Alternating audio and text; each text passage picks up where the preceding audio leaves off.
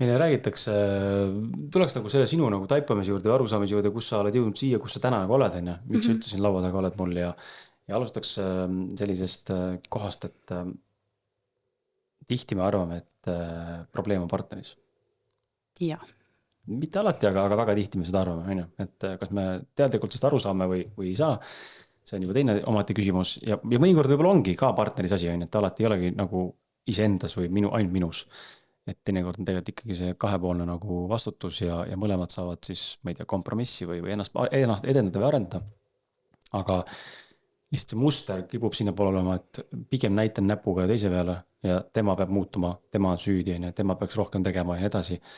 Et kust sinul tekkis see arusaamine, et aga võib-olla ei asi on partneris, võib-olla asi minus. No mina siis selle kiindumusteooria järgi nii-öelda siis ise kategoriseerin ennast siis sinna nii-öelda kaootilise stiili juurde, et kes on neid tutvunud nende stiilidega, tema teab ilmselt kohe, millest ma räägin. No hiljem me jõuame selleni ka, aga minu jaoks oli siis mõlemat reaktsiooni ja neid oli korraga, ehk siis nagu teise süüdistamine, see on siis rohkem nagu selline ärevam reaktsioon, ehk siis ma võitlen teise inimesega oma mingite õiguste eest ja vajaduste eest. Ja teine reaktsioon on siis vältiv, mis on siis enese süüdistamine, et ma võitlen iseendaga, et ma arvan, et mina olen kõiges süüdi. Ja minul käisid need ligi 10 aastat igas suhtes, vahet ei ole, kellega ma koos olin, mul käis see võitlus enda sees kogu aeg. Ma kas siis tahtsin, et tema muutuks, et mul hakkaks hea, või siis ma süüdistasin ennast, et miks ma ei ole piisavalt hea, et ta ei muutu, on ju. Et selline nagu pidev võitlus käiski enda sees ja kus ma siis nagu see klõks ära käis, on ju, see oli minu siis, ma ütleks nagu ametlikult viimane toksiline suhe siis nii-öelda, et ma siis sattusin armuma või siis nagu minu kiindumus siis mustrid siis aktiveerusid ühe inimesega, kes ma millegipärast no way ei uskunud, et tema on halb inimene või tal on midagi viga. Ma nagu idealiseerisin teda. Ta oli minu süke pikaajaline sõber, ta oli nagu ka kõikide nende suhete kõrval, kus ma olin. Tema oli see, kes alati oli toeks, alati nagu kuulas mind, oli olemas ja sellest sõprusest nagu siis ta hakkas vihjama, et võiks nagu midagi enamat olla, on ju.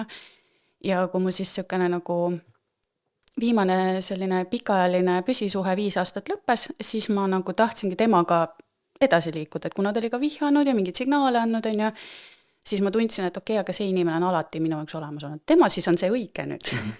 Ja siis ma läksingi selle mõttega peale, rääksin talle oma tunnetest, ta ütles, et jaa, tal on ka mingi tahaks olla suhtes, on ja siis hakkas mingi pull peale.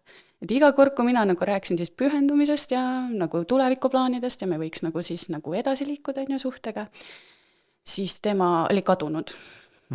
Ja mingi nagu nädal aega kadunud, ei vastanud kirjadele, nägin, et luges mu sõnumi läbi, aga ei kirjadele ei vastanud. Ja see nagu põhimõtteliselt hävitas mind. Et mis siis juhtus, oligi see, et esimene päev sa mõtled, okei, tal ei olnud aega. Teine päev mõtled, et okei, äkki tal juhtus midagi, äkki jäi haigeks. Hakkad mõtlema igast vabandusi, mis võib olla, et miks ta ei vasta. Nagu. Ja siis lõpuks mul oligi nagu see, et ma hakkasin kirjutama pikki kirju talle oma tunnetest, mõtetest, on ju, et mida ma tundsin, et see teeb haiget. Siis ma nutsin seal kuskil kägaras, on ju, oma ette, mõtlesin, miks see nagu niimoodi on, et tema oli ju see üks inimene, kellele ma alati sain toetuda. Ja ühel hetkel ma nagu hakkasin seal, teda ma idealiseerisin, tema ei olnud milleski süüdi. Et see oli nagu erakordne juhus, et minu jaoks partner ei ole milleski süüdi. Tema on raudselt ideaalne, vaata. Ja siis ma sain aru, et ma ei laskunud nagu teise äärmusest, et ma täiega süüdistasin ennast ja andsin endale piitsa, et nagu mina teen kõike valesti, ma olen liiga palju, ma olen liiga intensiivne, liiga palju emotsioone, on ju, tahan liiga kiiresti edasi nagu minna, et siis lugesingi, guugeldasin mingid teooriad, et naisenergiat pead rohkem voolama ja rohkem nagu olema veel parem, on ju. Ja siis hakkasin nagu neid enda tekste siis nagu otsima paaniliselt vigu, et kus ma vea tegin, et miks ta eemale läks nagu. Ja ühel hetkel ma nägin, et issand jumal, aga teda ei olegi siin, aga minu sees toimub samal ajal nii palju. Et alustades sellest, et ma annan endast nagu nii palju välja, räägin oma tunnetest, siis tema ei vasta, siis ma lähen paanikasse, siis ma nutan, on ju, kurvastan, kogun ennast kokku ja siis ta tuleb kuskilt tagasi, ei, kuidas läheb. Ja ma olen nagu mingi, oleks siis vaata niimoodi, et mõtled, et paned piiri, on ju, et hei, see ei ole normaalne, et sa niimoodi ära kaod. Ega mina olin nagu selline, et jumal tänatud, et sa tagasi oled. Ja siis kohe kõik hakkas otsast pihta.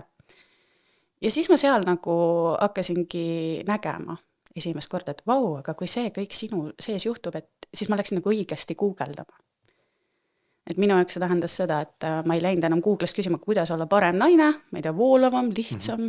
Ma läksin guugeldasin, et miks minu sees need asjad juhtuvad, et miks ma nii tunnen. Ja esimene teooria oligi siis see kiindumusteooria, milleni ma jõudsin ja sealt sai alguse see, et ma nagu hüppasin sinna sisse, sest see andis esimest korda elus mulle nagu lootus, et asi ei ole lootusetu, et ma olen kuskilt seal õppinud, et ma olen kuskilt külge hakanud need asjad, järelikult mina olen alati hästi siuke inimene, et kui mulle anda see nagu niidiots kätte, siis ma nagu lähen. Aga kui mul niidiots ei ole, siis ma olen nagu paanikas ja segaduses. Et siis ma sealt nagu sain selle lootuse ja niidiotsa ja siis ma hakkasin sealt minema. Päris huvitav tähelepanek, et sa seda niimoodi mainid. Ma hakkasin kaasa mõtlema, et oma sisukohast ja vaata ja kuule võib oma iseseisvalt ka teha, aga et kui palju me oleme, või kui palju ma olen guugeldanud mingeid asju samamoodi. Ja need on alati olnud nagu, et nagu enda tegude või kuidagi välja poole nagu minevad asjade poole, miks ma niimoodi teen või miks ma selline olen või kuidas olla parem ja kuidas saada tugevamaks või mis iganes vastav olukord on, aga et ma vist ei ole kordagi guugeldanud niimoodi, et miks ma midagi sellist tunnen. Et see on hästi, hästi huvitav nagu koht, et see on nagu selle tänase AI erinevate nende keelemoodulitega ja üldse erinevate tööriistadega, mida AI võimaldavad. Ja mida täpsem on sisend, seda täpsemalt saad ka vastuse, kui sa lähed hästi nagu vales kohast nii-öelda küsima, siis sa saad ka nagu sellist umbmäärast vastust, mis ei pruugi aidata. Seesama, kuidas olla parem naine või kuidas, ma ei tea, lasta naisenergial enda kehas rohkem voolata ja siis sa saad vastuse, millest kasu tegelikult üldse ei ole. See ei ole tegelikult see probleem, vaata. Ja aga see on sellega nagu üks kummaline asi ka, et ega ma nagu ju otsisin tegelikult neid vastuseid, mis kinnistavad juba seda vaadet, mis mul juba oli. Ehk siis nagu mina loen seda ühte infot, lasen läbi oma filtri, mis mul on ja sealt kiindumusmustritest ja lapsepõlvest kaasas ja mina tõlgendan seda ju ühtemoodi. Samas võib-olla see inimene, kes selle artikli tegi, tema nagu mõtles seal hoopis midagi muud, ja sina loed seda, sa saad hoopis teise kogemuse. Ehk siis me alati nagu otsime kuidagi seda kinnitust juba alateadlikult sellele, mida me juba usume. Oma teooriatele. Ja see on ka see põhjus, et sa lähed nagu sõbrannaga rääkima, lähed, ma ei tea, emaga rääkima, mina olin hästi see, kes igalt ühelt käis vastuseid otsimas, et palun öelge mulle, kes on see õige partner mulle, kas see mees on normaalne, kas ta käitub normaalselt, Ilmselgelt ma sain vastuse, mölakas on jätta maha. Vahet ei ole, kas see partner tegelikult nüüd tagasi järgi mõeldes nagu, et kas ta siis hoolitses minu eest, oli olemas või ei olnud. Oma sõbrannalt ma sain alati mingi sellise vastuse, et ta lihtsalt on nagu mölakas ja jätta maha. See on hästi huvitav ja ma olen ka märganud seda, otsime alati kinnitust enda tõekspidamistele ja uskumustele. Ja väga raske on näha sellest katteloorist läbi, kui sa selles sees oled. Et seal on sellist hästi kainet nagu vaatamist vaja. Aga sa mainisid lapsepõlve. Siis tekib ka küsimus, et sul on võimalus kommenteerida, kas see vastab tõele, et sa ainult lapsepõlve selles nii-öelda jutumärgides süüdi, aga et miks see nii me satume siis suhetes ikka samasugustesse mustritesse ja samasugustesse tuumprobleemidesse, kuigi partnerid vahetuvad. Sest meil on uskumus täna ühiskonnas, et järgmine suhe on parem. Tuleb mul on mingi probleem suhtes, siis ma mõtlen, et aga järgmisega seda ei ole. Tavaliselt on see kas võimendatud või on midagi muud. Ja see on nagu huvitav koht, et miks meil see uskumus selline on, ma arvan, et järgmine on parem. Sina arvad? Ja kui see on lapsepõlve ainult seotud või sa arvad, et seal on sinu kogemuses kui midagi muud? No mina, nii palju kui ma olen siis oma avastusretkedel ja suhtemustrite uurimisel siis jõudnud, on see, et kõik otsad viivad ikkagi lõpuks nagu siis selle esimese kogemuseni. Ehk siis ma ei ütleks, et lapsepõlv on süüdi, aga lapsepõlv on nagu see koht, kus me siis nii-öelda pookisime endale külge selle nagu kuidas. Kuidas ma lähen suhetesse, kes ma olen seal, kes on minu, kuidas ma seda vastu võtan, seda armastust, kuidas ma olen väärt vastu võtma armastust. Et mul oli väga hea mõttekäik sellel ajal, kui sa rääkisid, just selle uskumuste nagu kinnituste otsimisega, et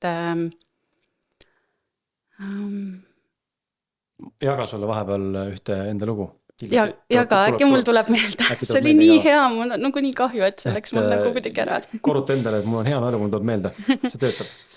Aga ma alles hiljuti tegin ühe sellise kohtumise ühe mehega, kes tegeleb alateadvusega. Ja ma olin nagu skeptiline. Ja olen selles mõttes nagu natuke nagu mitte siiani skeptiline, aga et ma ju lõpuni aru ei saa, kuidas ta seda teeb, aga need vastused ja vestlused, mis me tekkisid siis selle seansi või sessiooni käigus, siis panid ikkagi mõtlema ja sain aru, et ise ta neid välja ei mõtle, sest et see on minu elu, mida ta kirjeldab. Ja ta väidetavalt siis suhtleb minu alateadvusega sessiooni ajal, loob nagu ühenduse oma praktikatega. Ja siis sealt tulid välja mingid asjad ja üks neist oli tõesti lapsepõlv ja mul siis tuli välja, et mingid tuumemotsioonid mingisugused, väga suur osa, mis ma täna ka kogen nagu mingit viha või vihastumist või ebaõiglust või sellist mingit, ma ei teagi, mis iganes emotsioonid, seal on hästi veel erinevaid. Et need on saanud 2-aastasest eluaastast alguse. Ja ma mäletan selgelt isegi, mis sündmus see on, kus see alguse nii-öelda siis võis saada, mul tuli mingi flashback, ja siis ta kinnitab mulle sessiooni ajal, et see on ilmselt see sündmus, et ta ise nagu tunneb sama, ja siis hakkab mõtlema, et okei, kui see nagu kõik tõsi isegi on, või kui isegi ei ole, aga et oletab, kui ta on tõsi kõik, siis see nagu päris fucked up, kui sul 2-aastaselt tekivad mingid emotsioonid, mida sa koged, kus sa tegelikult teadlikult ju ei saa aru, mida sa koged veel, aga et koged. Ja siis need emotsioonid jäävad sind nagu mõjutama mõnes mõttes, ma olen täna 34, nii pikalt ja siis nad tegelikult mõjutavad ka kõik erinevad eluvaldkondi, alustades suhetest, lõpetades, ma ei tea, raha, mingite eneseteostuste ja muud asjadega. Et see lapsepõlv on selle mõttes tundub siuke paras urgas heas mõttes, kus me poogime külge asju, mida tegelikult meil väga tihti vaja ei ole. Jah, et see lapsepõlvest, et kuhu ma tahtsin jõuda, ongi see, et ma olen vaadanud neid asju niipidi, naapidi, olen ka mõelnud nagu selle peale, et kuidas nagu eelnevad suhted on mind mõjutanud näiteks, et kas see, et nüüd mingi esimene boyfriend minuga halvasti käitus, kas see on nüüd selle tulemus, et mu isa kodus halvasti emaga käitus või et see on nüüd selle tulemuse, et ma sain sealt nagu sellest boyfriendilt nagu siis selle trauma on ju kaasa. Ja ma olen ikka jõudnud sinnani välja, et ega ma naljalt poleks siis ju seda boyfriendi aktsepteerinud oma ellu, kui ma juba oleksin kodus näinud, et isa on lahke, armastav, hooliv on ju. Et ikkagi ma jõuan alati tagasi selleni, et kuskilt on siis sinna uskumuste süsteemi on ju nii-öelda meie identiteeti kirjutatud juba sisse, et mitte pahatahtlikult, aga lihtsalt on kirjutatud see moodus, et kuidas siis alateadlik moodus, et mis on mulle tuttav. Et kui ma mõtlen ka enda eelmistele suhetele ise, siis kui keegi küsiks minu käest, mida sa seal tundsid selles suhtes, siis ma ütleks, et ligi 10 aastat oli hirm ja ärevus. Mille pärast või siis, mille üle või? Tead, see oli isegi huvitav selles mõttes, et ega ma ei saa öelda, et mul kõik need oleks olnud partnerid vägivaldsed või väga nagu halvad inimesed kuidagi. On ka olnud väga toredaid, hoolivaid, armastavaid partnerid, aga mul oli ikkagi hirm ja ärevus. Ja see väljendus nagu selliselt, et ma iga mingi väiksem liigutus, mis ta tegi teistmoodi, mu keha nagu skännis kogu aeg seda, näiteks ta, ma ei tea, mängis arvutimäng on ju, minu kohe esimesed mõtted, ta ei hooli minust, ta ei taha minuga aega veeta on ju. Ja siis see aju hakkas mulle genereerima nagu sellist jama, ja siis selle jama tagajärjel ma hakkasin nagu ise siis, kas hakkad provotseerima kuskilt otsast on ju partnerit, et kas sa siis ei taha minuga olla või sa ei taha minuga olla on ju. Või eemaldud temast ise, istud oma mõtetega üksinda seal.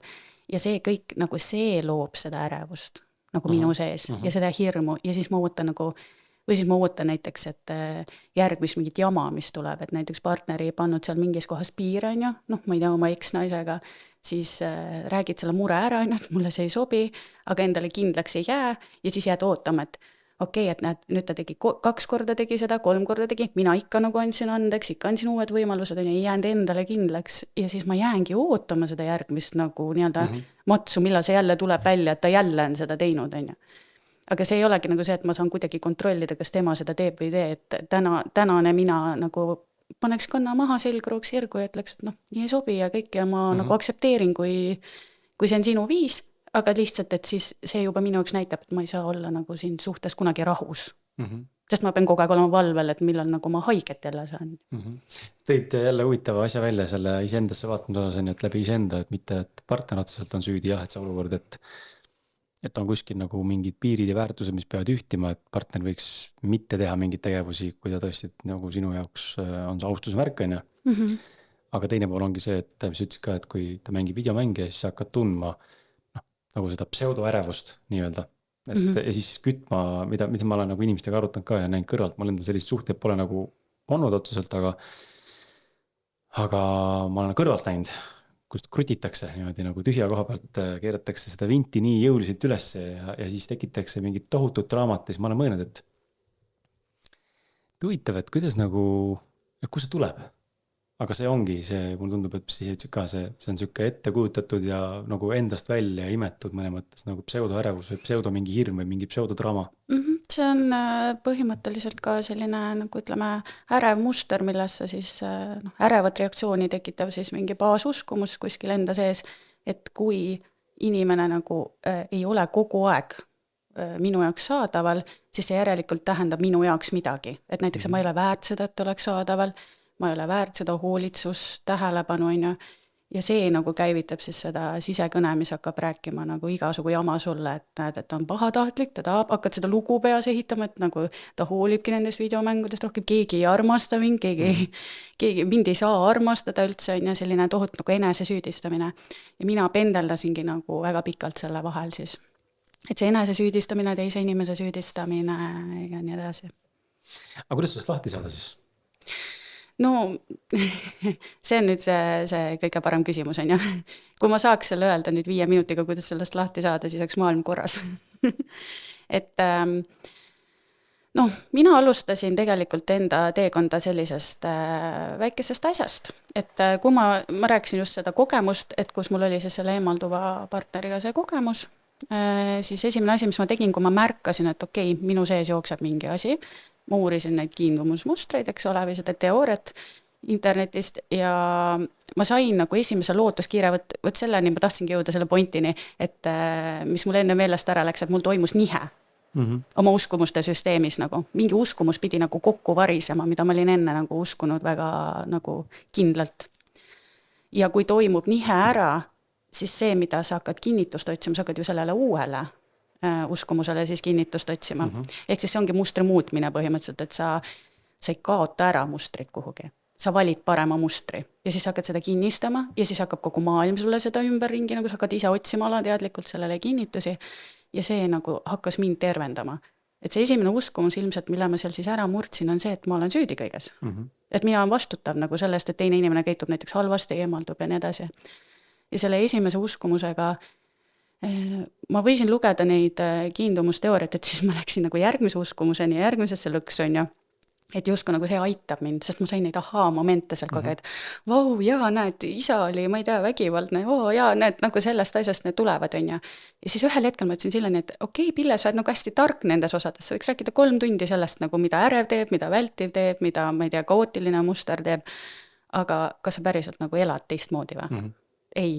See on nagu see, et ma katkestasin siis selle reageeringu ära, et see on ka üks asi, mida nagu palju õpetatakse teha, et katkesta reageering ära, nagu see trigger on ja.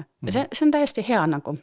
See on hea praktika, see on vajalik, see on osa sellest mustri murdmisest nagu, või siis selle uue mustri valimisest. Aga sellest ka üksi ei piisa. Sest mida ma tegin, ma katkestasin ära sellel tollel hetkel selle ärevuses ketramise, hakkasin siis oma asjadele keskenduma ja täiesti nagu niimoodi tasahaava liilisid mulle mõtelegi, aga mis see üks kord veel on? No, kirjuta talle üks kord veel. No, proovi veel, vaata selle nurga alt, sa ei ole veel lähenenud nagu. Ja see on nagu märk sellest, et sul hakkab nagu see uskumuste, need ülejäänud uskumused, mis sul siis alles on, milles ei ole seda nihet nii-öelda siis muutust nii-öelda toimunud on ja nii-öelda seda vastandamist, siis need hakkavad ju sind torkimaselt, et kuule, aga me nagu tahaks nagu edasi siin eksisteerida, et nagu mis see on siis see üks kord, et umbes nagu suitsetajal, mis on, pane see üks suits, ei tee midagi, see ei ole suitsetaja sellepärast, kui sa ühe korra teed, on ju. Ja siis ma läksin ja tegin uuesti seda ja see kõik nagu hakkas uuesti käima ja tegelikkuses ma hakkasin jälle seda vana rada talluma. Ehk siis ma tegin nagu nihke ära, ma sain nagu selle aru ja see on see, mida paljud inimesed teevad. Sa vaatad nagu isegi nad vaatavad minu postitusi, on ju, nad vaatavad teiste inimeste, nagu tarkade inimeste postitusi, nad kuulavad podcast'e, nad loevad raamatuid, nad teevad nihkeid. Nad saavad nagu aru, et okei, nagu see vana viis on, ja siis on uus viis nagu, kus me saame teisiti teha. Aga nihkele siis järgneb see katkestamine ja siis tegelikult ka juurutamine ja tihti ma näen, et see juurutamine nagu oli see, mis mulle jalga taha pani ja see, mis paneb täna inimestele jalga taha. See ei jää piisavalt kaua selle uue asja juurde ja ei kinnista seda läbi oma käitumise, vaid sa lähed tagasi ja siis sellesse enese süüdistusse, et lähed tagasi ja siis tuleb see enese piitsutamine. Pidin ma talle kirjutama ikka, jälle ma olen samas kohas, jälle ma pidin ma selle suitsu tegema, jälle ma teen, nüüd juba pakk on läinud, on ju. Ja sinna nagu tihti jäädakse ka kinni, vaata.